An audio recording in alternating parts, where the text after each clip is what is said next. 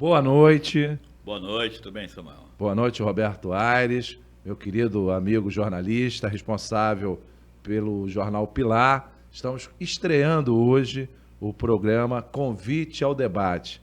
Quero agradecer a você que está nos assistindo, agradecer aqui ao Carlos da TV Metropolitana, aos amigos que têm incentivado esse projeto. Estamos iniciando um projeto aqui na nossa cidade, que é trazer personalidades, pessoas importantes da nossa cidade, para fazer o debate sobre os temas da semana e também colocar no meio desses temas da semana a realidade local, mostrar que nessa cidade, Duque de Caxias, terceira cidade do estado de Janeiro, 22ª do Brasil, nós temos pessoas que sabem discutir os temas nacionais, os temas estaduais e também os temas locais e mostrar os nossos talentos e formar opinião. Boa noite, Roberto. Boa noite, eu agradeço o convite e fico feliz porque coincidiu justamente neste fim de semana, estarei comemorando 50 anos, Jubileu de Ouro, de serviços comunitários na área do esporte, na área do escotismo, educação, trabalhos missionários, comunitários, bom, né?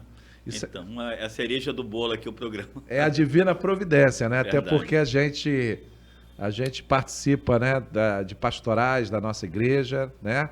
Somos cristãos e calhou que a divina providência coloca justamente as vésperas da comemoração do seu jubileu de ouro, que vamos fazer no domingo, na Catedral de Santo Antônio, às 10 horas da manhã. 9 horas da manhã, 9 horas da manhã, nós estaremos lá celebrando a sua vida, celebrando esse serviço comunitário. E na nossa cidade, pedir a você que está nos assistindo, que está na TV Metropolitana, também no canal Professor Samuel Maia, no YouTube, para você dar o seu like lá, se inscrever, ativar o sininho, porque toda semana, Roberto, nós vamos fazer esse programa e fazer os debates sobre... É uma revista, a intenção é ser uma revista, e eu não poderia deixar de agradecer ao Oswaldo Sargentelli Filho, que é meu amigo, meu irmão, e é filho do saudoso Sargentelli das Mulatas. Grande Sargentelli. Nessa procura, né, do nome do programa, como ele é meu amigo há muitos anos, eu mandei um zap perguntando e tal, e ele, de forma graciosa, ele até emocionado, ele falou: Samuel, vou sugerir, já que você está me pedindo, você é meu amigo, o meu pai, o saudoso Sargentão, ele nos anos 50, ele começou um programa de debate e tal, chamado Convite ao Debate. E a minha família ficaria muito feliz em fazer, você resgatasse essa história e, para mim seria uma homenagem. Para mim, cara, falei, outra divina providência, porque eu estava atrás de... Né, e ele cedeu o nome, quero mandar um abraço aqui pro Sargentelli, pro meu irmão, e que aquele vinho que está prometido, nós vamos beber esse vinho e matar a saudade. Mas, Roberto, conta um pouco desse teu trabalho que você fez nesses últimos 50 anos, antes da gente entrar na pauta que a gente preparou e discutimos para falar com o nosso telespectador. Rápidas palavras, 50 anos aí é chão, né? Então, eu assisti a transformação da nossa cidade, né? E participei ativamente, através do movimento popular, do movimento de resgate das associações de moradores, trabalho pastoral, né? Trabalhando diretamente aí com crianças, com jovens, adolescentes, também no escotismo. Então, quer dizer, tem muito chão, muita estrada, e eu aproveito a oportunidade para fazer memória. Nós temos um grande problema forte aqui em Caxias, que é a falta de memória, né? Então, Dom Mauro, grande Dom Mauro, ele nos ensinava que devemos fazer duas coisas aqui, né? Celebrar e fazer memória, né? Então, tudo aquilo de bom, mesmo que pequeno, a gente faz, conquista, a gente celebrar, né? E depois fazer memória, e principalmente daquelas pessoas que nos ensinaram, né? Nos conduziram pela mão e depois são esquecidas, né? Pura e simplesmente esquecidas. Não, vamos resgatar, né? Então, e não são aquelas pessoas celebridades, né? É aquela dona de casa, é aquele velhinho, é aquele, né? É aquela pessoinha ali, simplesinha, que nos ensina tantas coisas. Aí estamos aí comemorando 50 anos, né? Roberto, eu gosto muito de uma frase do Dom Paulo Evaristo Arnes, que diz o seguinte: eu acredito nas pequenas coisas. Tudo depende delas, até mesmo as grandes. Então, a gente, né, geralmente se dá muito foco a grandes personalidades e tal, e é aquela pessoa na comunidade, num trabalho de formiguinha, que faz um trabalho que não é visto e que tem um valor enorme e que garante o exercício da cidadania naquele local. E a intenção desse programa, né, Convite ao Debate, é também valorizar esse espaço. Por isso que nós vamos estar sempre convidando pessoas com o perfil do Roberto, para que a gente possa ver os talentos, as pessoas que são... E o Roberto hoje também está numa missão.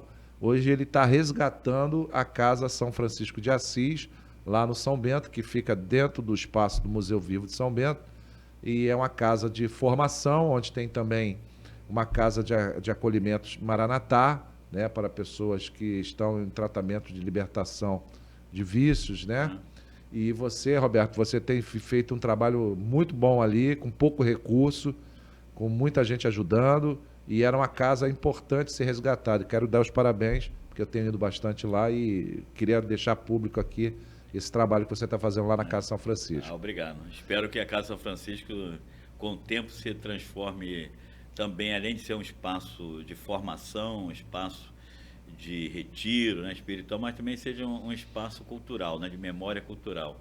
Pouca gente sabe, muita gente não sabe, nós temos ali exposições, né, em parceria com o Museu Vivo, tem uma exposição da história da fazenda do Iguaçu, que é uma das mais antigas do Brasil, século XVI, 1500 e pouco, né? Nós temos ali a história do Caminho do Ouro, nós temos ali a exposição do reisado Flor do Oriente, Folia de Reis, que é um dos mais antigos do Brasil. Pouca gente sabe disso, hein?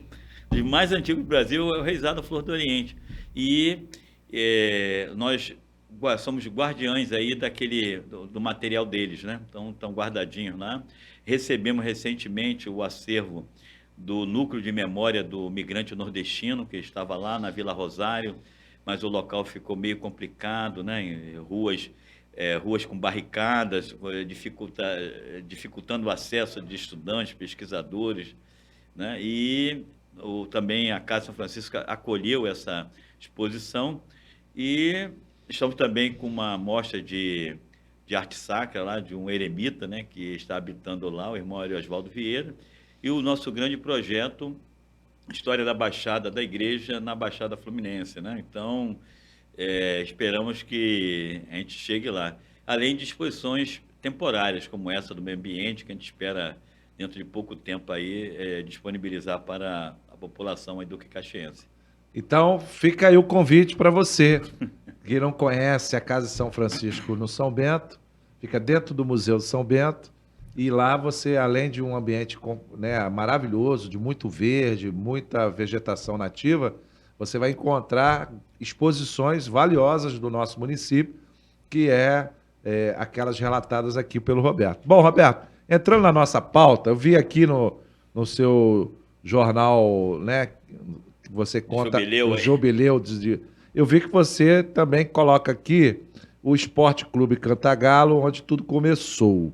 E aí, o primeiro ponto da nossa pauta é justamente o que começou essa semana de segunda-feira, que foi a ida, né, do Neymar para jogar futebol na Arábia Saudita. Ele que tem 30 anos, quer dizer, ele tem chance de jogar mais uma Copa, mas eu queria ver, o Cristiano Ronaldo parece também, como é que você, que é um cara que participou já desse movimento de futebol, de organização de esporte lá no Gramacho, e que é uma pessoa que acompanha futebol, como é que tu vê essa ida de jogadores que são, assim, celebridades e são referência para milhões de pessoas para um futebol que não é um futebol de ponta, que a Arábia Saudita não é, e num regime extremamente fechado, né? Uma ditadura teocrática, onde mulheres não têm oportunidade para nada,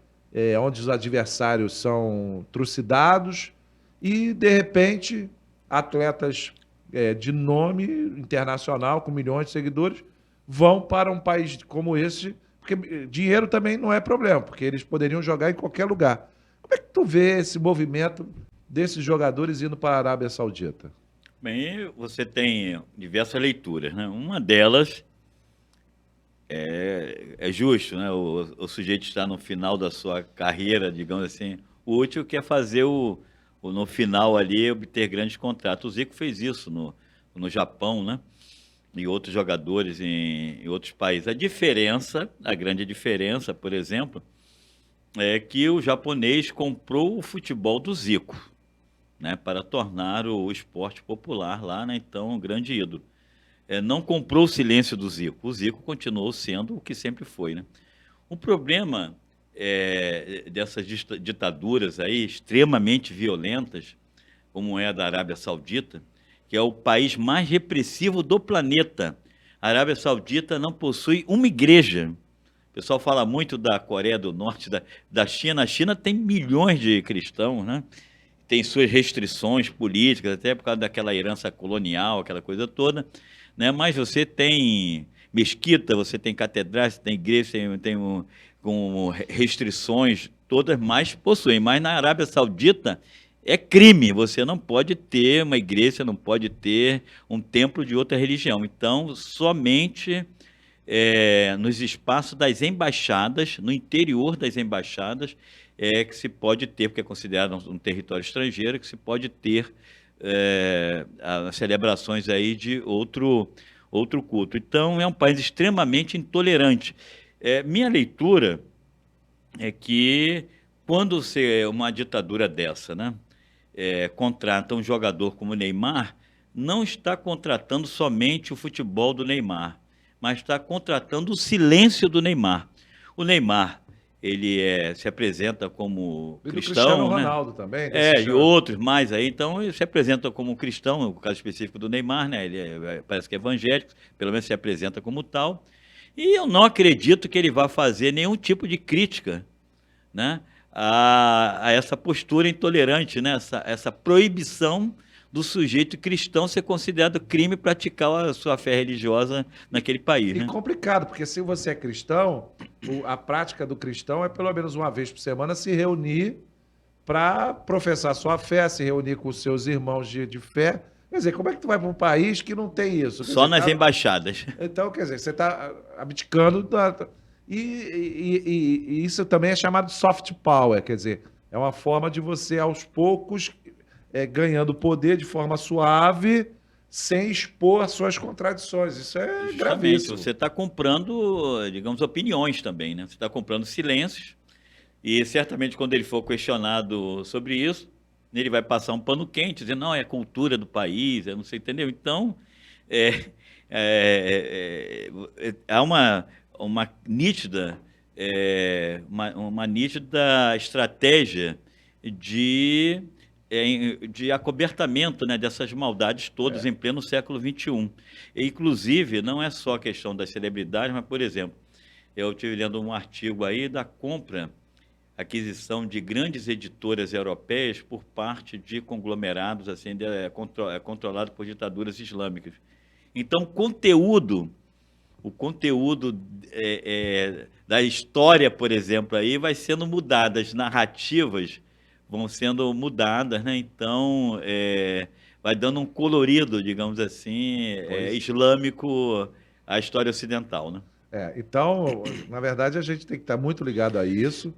Eu acho que é um debate que nós devemos estar levando sempre, porque isso abre um precedente muito forte, porque essa questão de teocracia, a gente sabe onde vai dar um negócio desse, a gente viu agora na Copa do Mundo, do Catar também os problemas que ocorreram, quer dizer, então fica ligado, você aí que está acompanhando futebol, né, porque da mesma forma que se cobra, né, e a gente que tem uma experiência, a gente vem de uma formação, né, Roberto? A gente tinha aqui na Baixada Fluminense o Dom Adriano Hipólito, que foi bispo da Diocese de Nova Iguaçu, e ele tinha uma frase lapidar para essas coisas. Ele falou, ditadura de direita, ditadura de esquerda não presta. Né? Cristão que é cristão não apoia ditadura nem de esquerda, nem ditadura...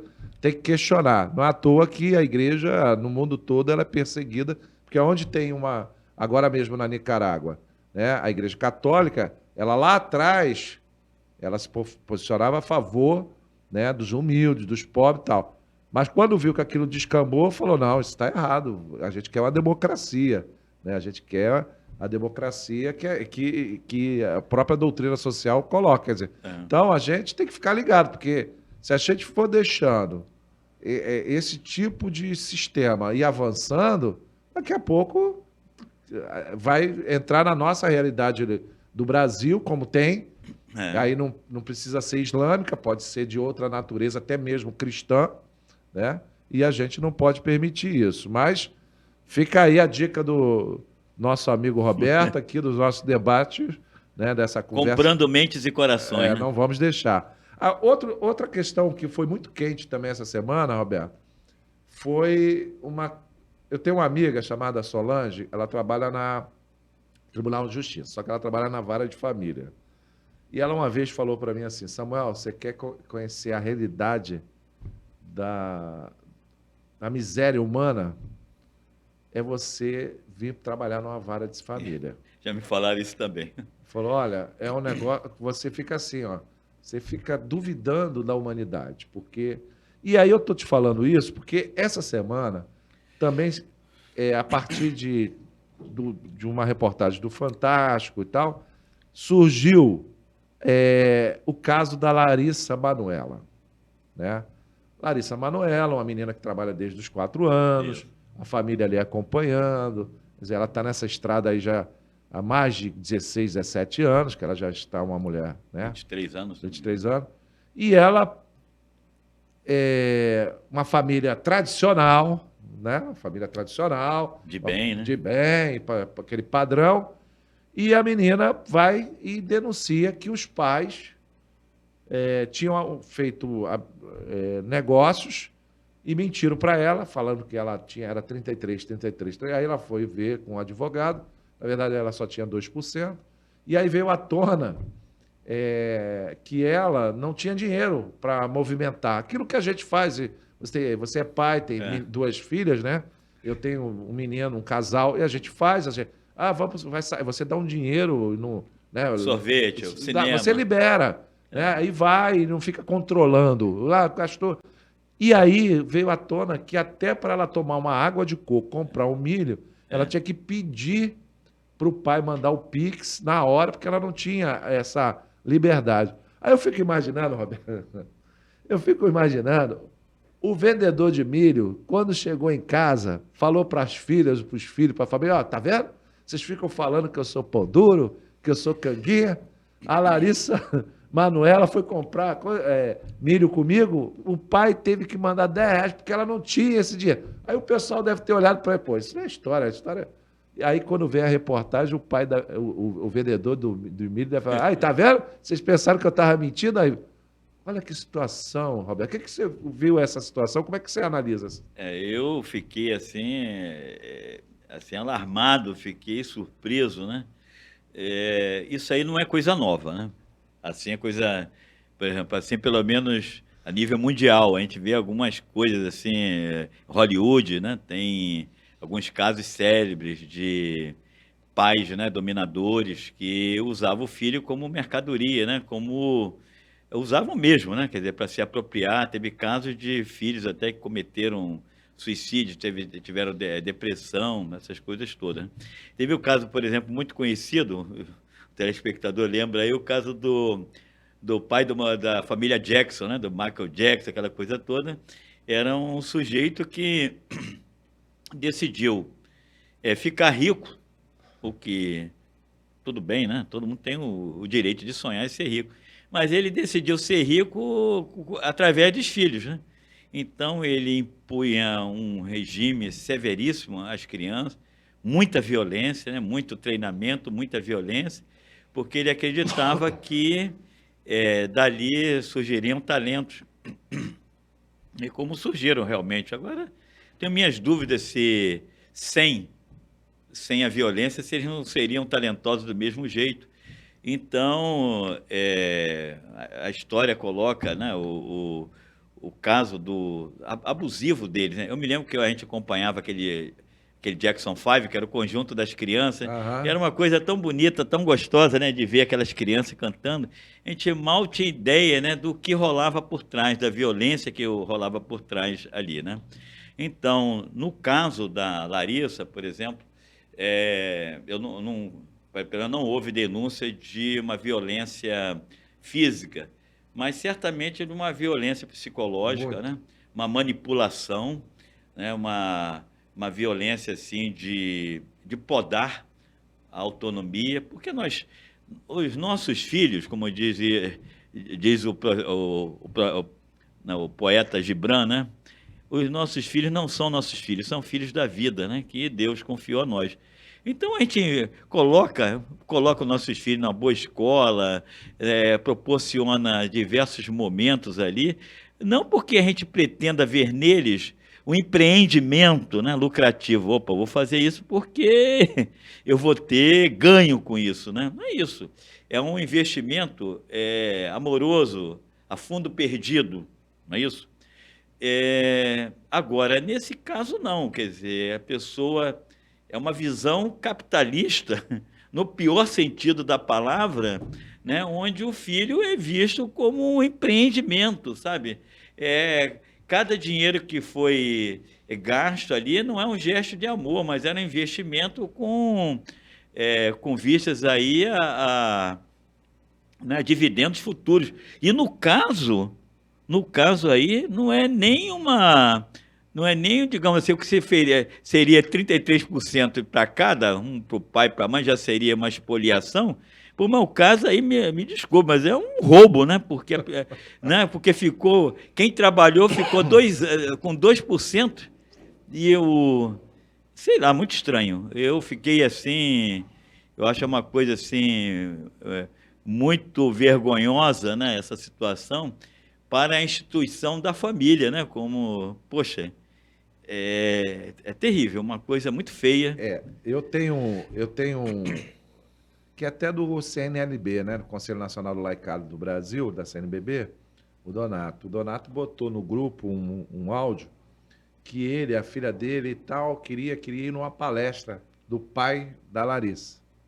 E eles foram. Aí lá o cara deu a palestra tal, pagava para assistir a palestra.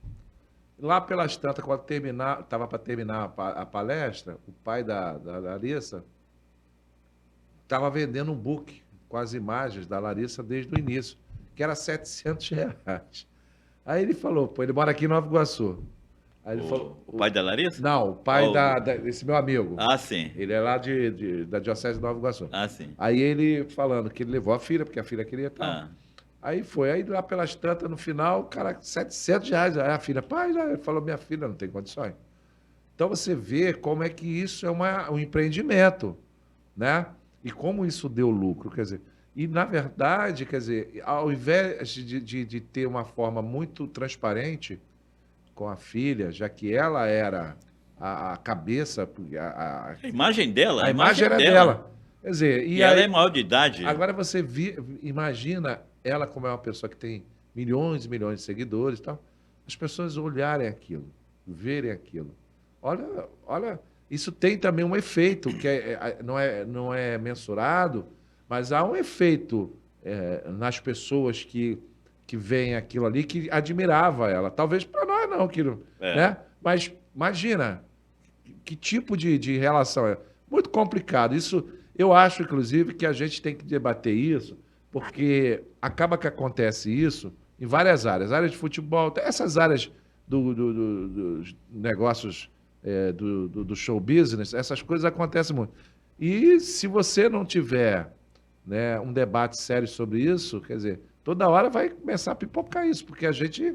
E as pessoas têm, por exemplo, eu vi algumas pessoas falando, mas isso não deveria ser levado, isso é um problema de família. Veja bem, mas eu acho que tem uma hora, porque ela foi ludibriada.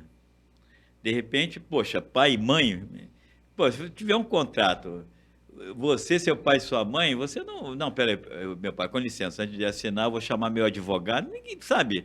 O pai e a mãe são os seus, entre aspas, deuses, né? São as pessoas da mais absoluta confiança, não é isso? Então, quando você chega a esse ponto, Quebra de... de paradigma, né? Eu É, acho que os valores da família, assim, acho que chegou o fundo do poço, né? Quer dizer, o filho como um fundo de investimento. Então, no caso dela, eu acho que é o seguinte, há um tratamento assim de penalizar a vítima. Igual aos casos aí de pessoas que eram vítimas de abusos sexuais ou de estupro, aquela coisa toda. Ah, mas porque ela deve ter se insinuado, aquela coisa toda, né?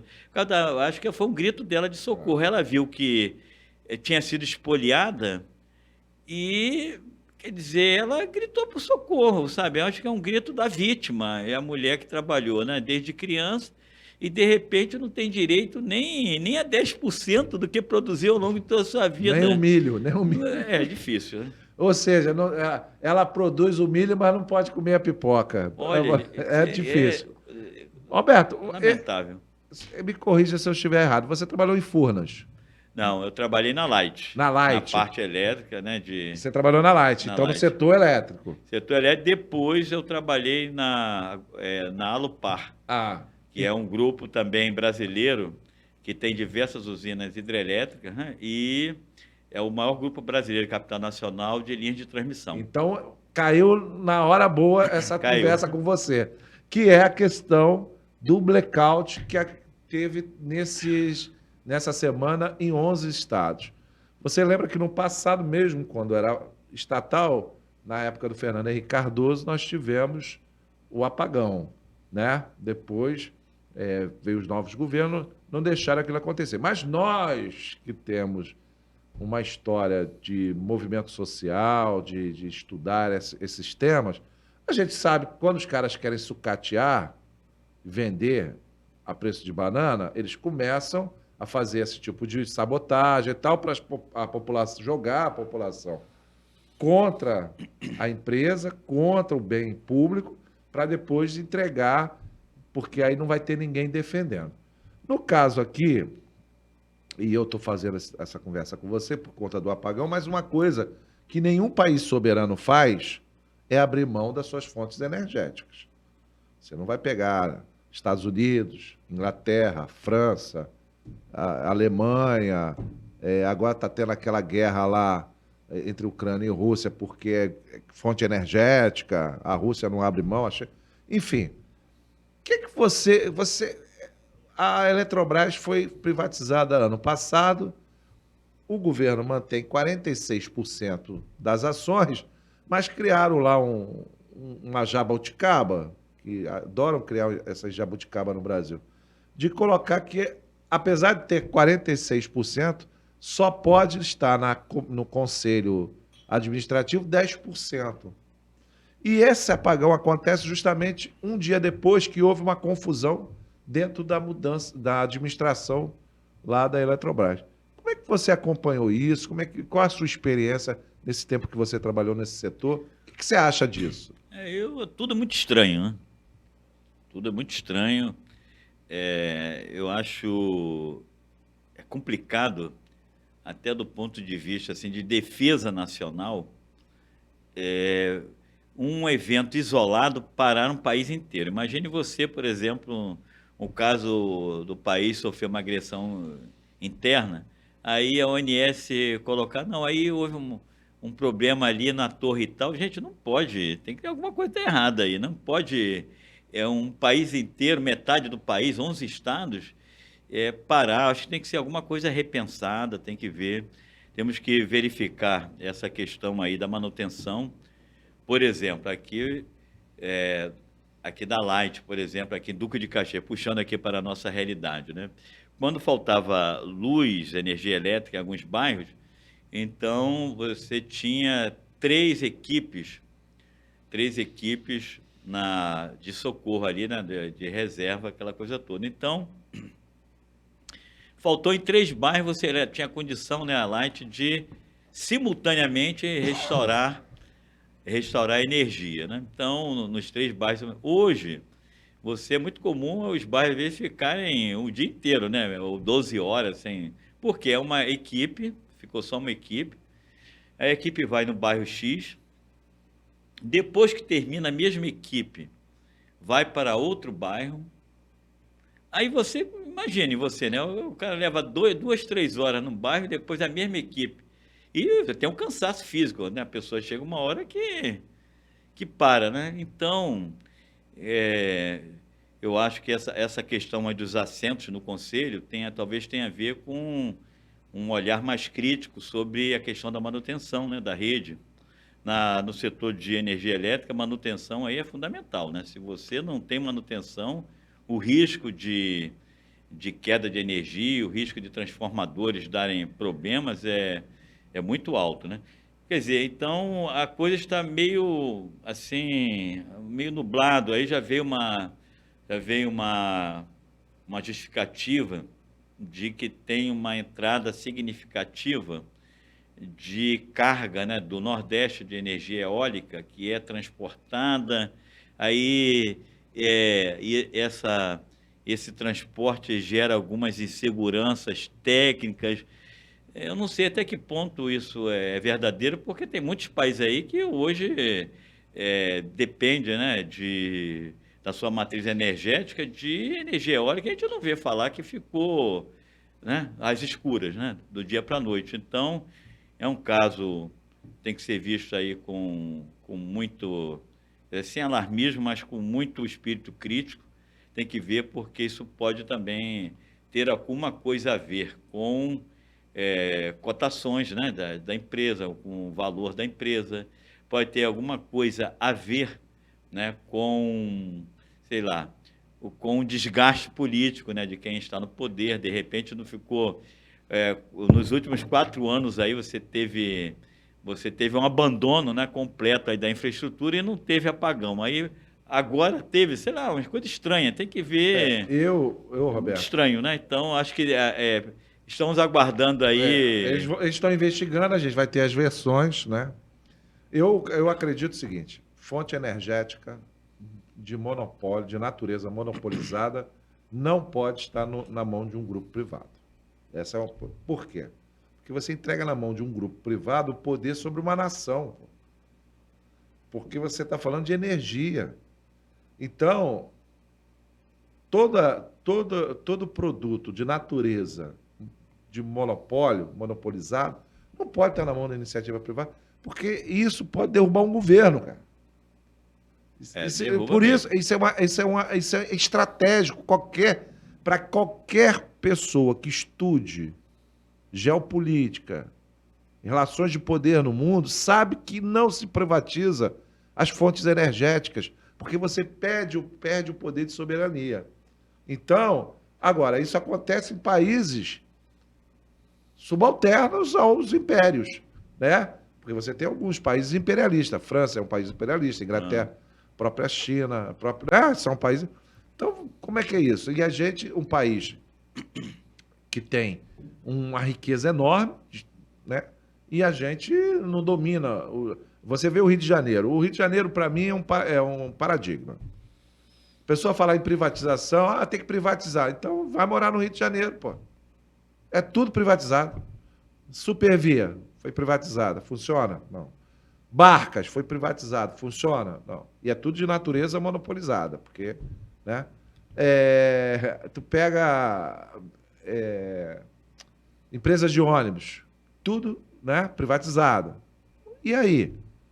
A energia, nossa, foi privatizada. Você vive tendo problemas.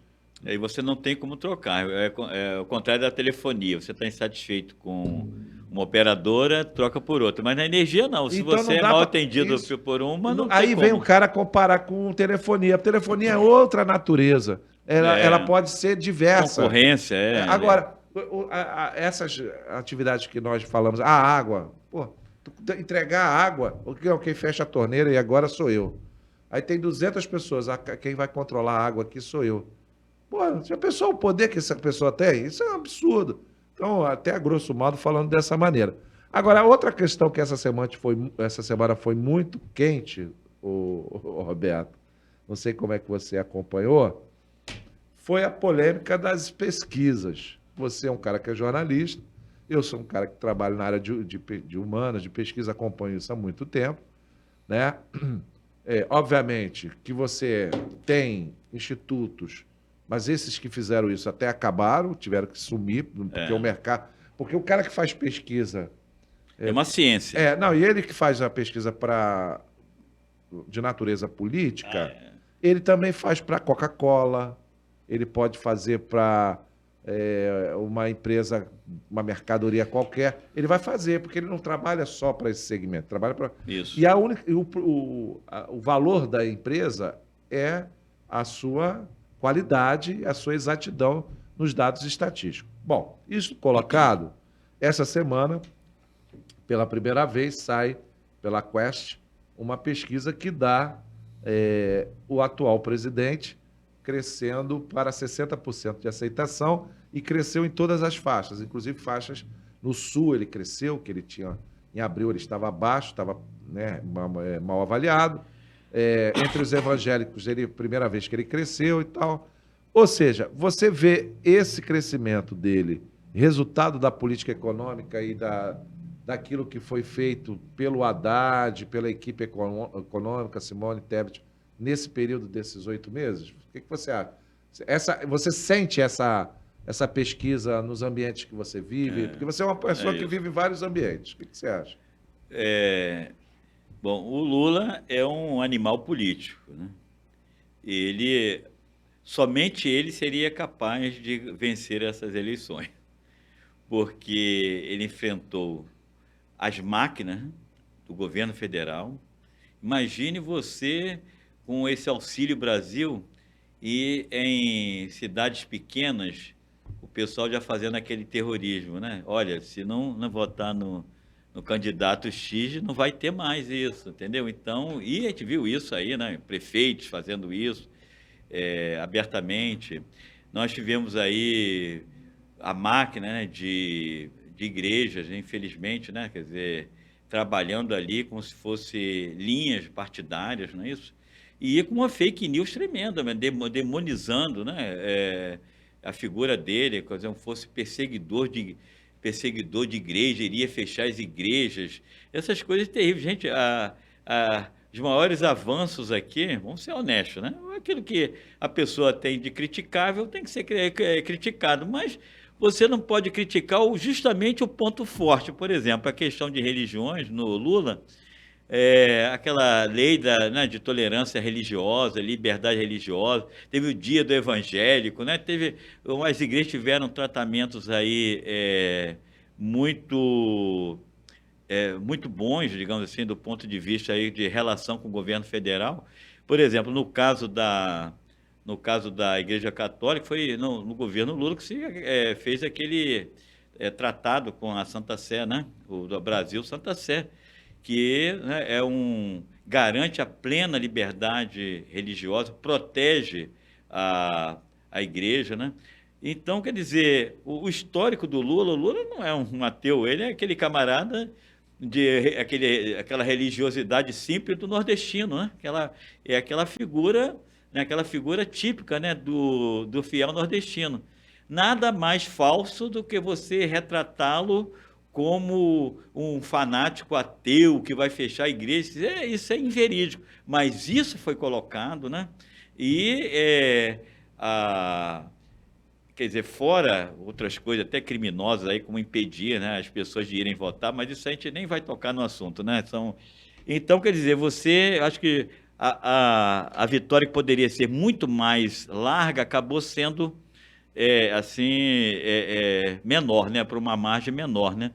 E você teve uma polarização muito grande, né? A pessoa foi demonizada em amplos segmentos. Então, esse avanço dele ali é um trabalho, assim, eu acho fenomenal, porque o demonizado, você pegar uma pessoa que demoniza alguém e ela fazer o meia-culpa e aprovar o trabalho é difícil, né? Eu vejo, eu até tenho conversado com algumas pessoas, a gente que está acima dos 50 anos, acima dos 40, vamos dizer, a gente viveu 2 momentos muito parecidos.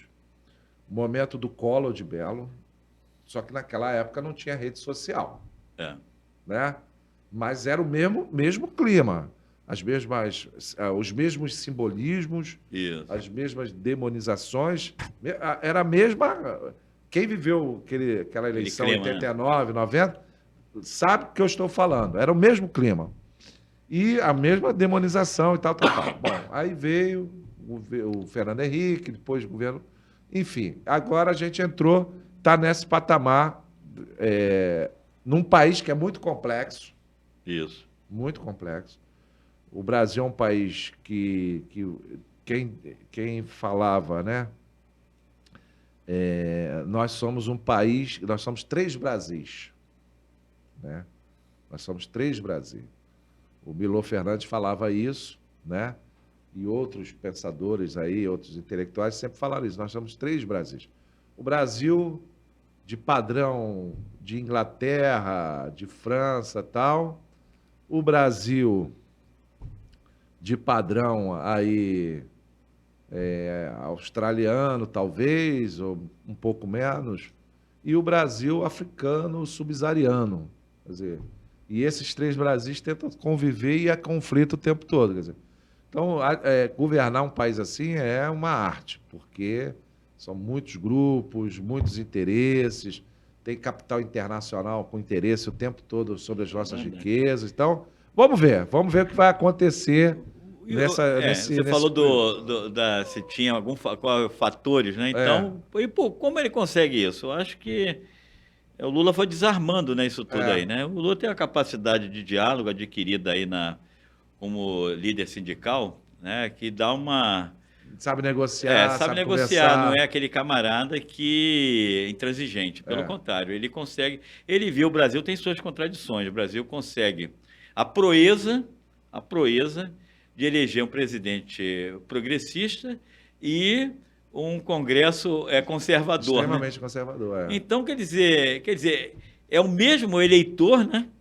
Ele faz essas duas posições, então você... E ele tem que fazer a política do pêndulo, que era a política que o Getúlio Vargas fazia muito bem. Justamente, você não pode fazer... O Getúlio, o JK fazia muito bem, você não pode chegar lá, não, eu vou uma agenda totalmente progressista. O eleitor não vai querer isso, então ele vai ter que uma parte dessa agenda conservadora, vai ter, e ele, até alguns puristas, mas não deveria falar com fulano, deveria... Gente...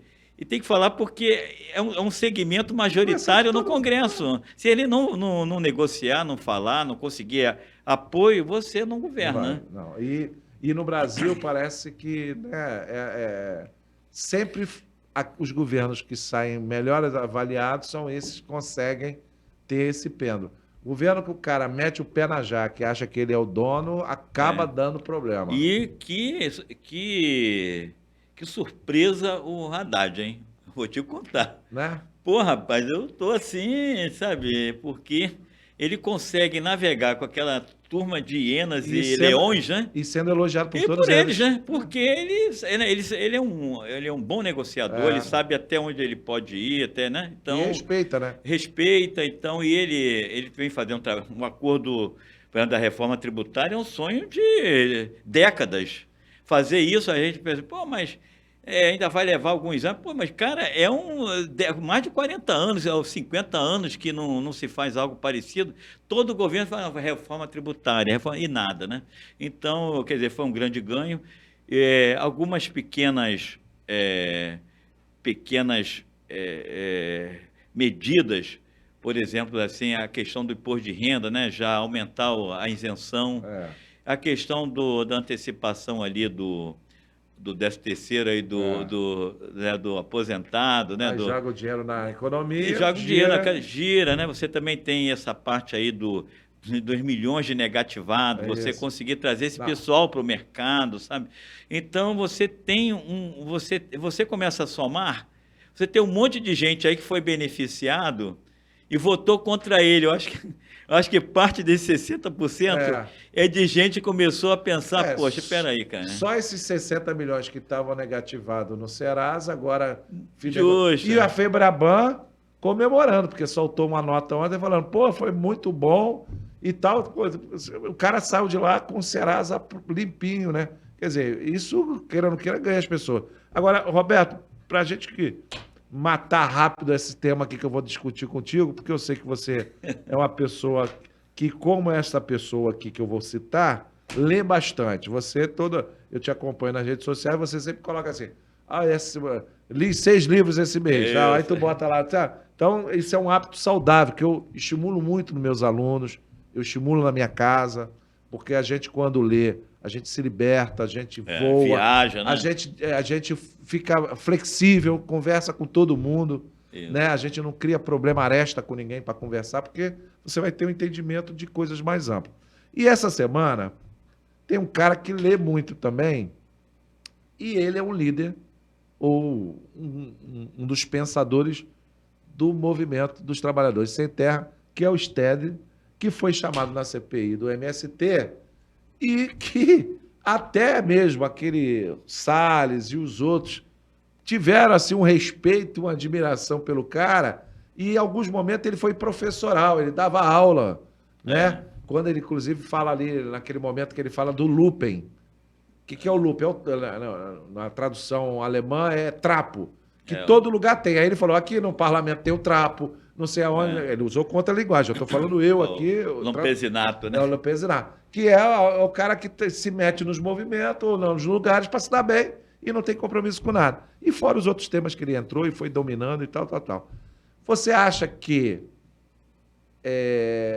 porque eu acompanho, desde que eu fui secretário de Meio Ambiente, Agricultura e Abastecimento, aqui em Caxias tem um assentamento que é do MST. E toda vez que alguém vem falar do MST, eu falo, gente, quer entrar no meu carro e ir lá conhecer?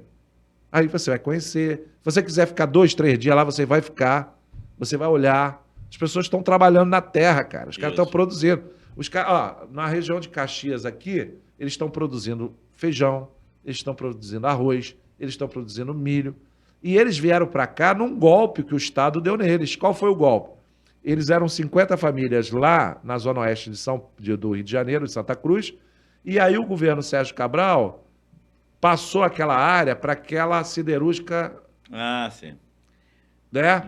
Guanabara, da Coreia do Sul e tal. Aí, que enche de poeira lá, o bairro todo lá. Aí eles estavam lá, eles estavam assentados, eles estavam produzindo. Aí o governo do estado falou para eles, vocês saem daqui, nós vamos arrumar uma terra boa para vocês, entre um rio, que é o Rio Iguaçu, no Tinguá e Caxias.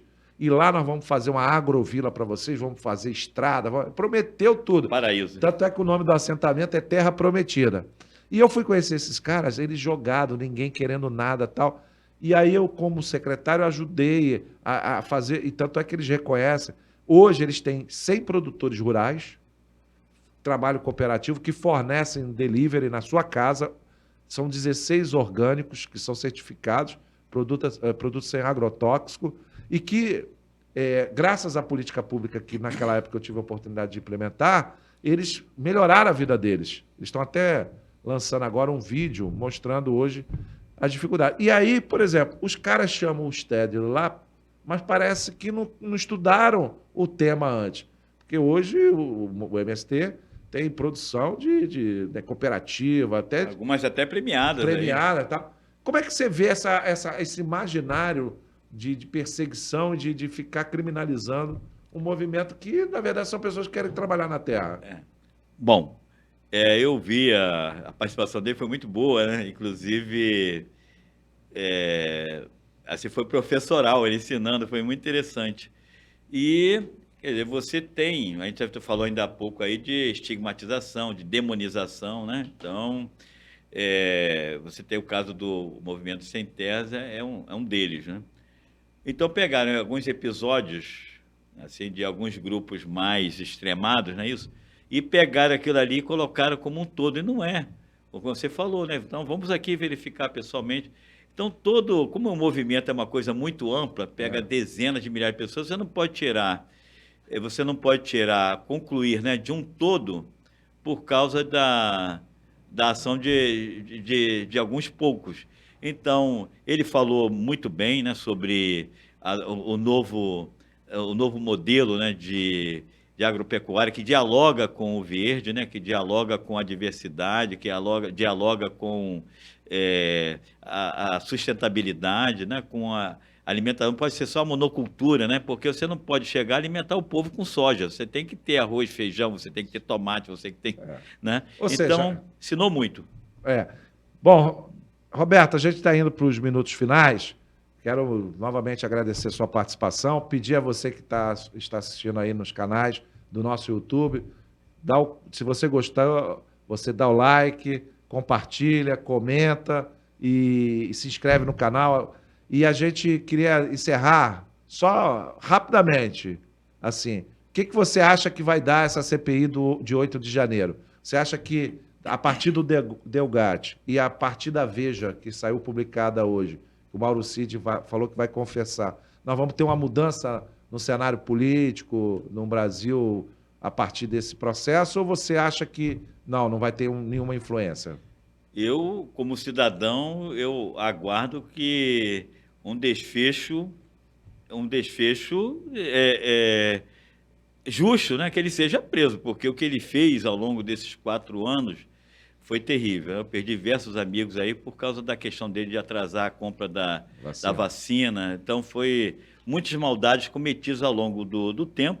E agora, além das maldades, a gente descobre ilícitos. Um esquema de muamba. Isso, então, horrível, né? Bom, então... Eu, como conheço o Roberto apanhou muito nas redes sociais quando ele fazia muita crítica ao PT, ao governo do Lula, da Dilma.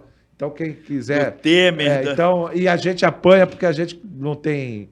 Se tiver que criticar e bater, a gente vai bater, como tem batido, eu bato em algumas coisas, né? E acho que a gente tem que ser isso.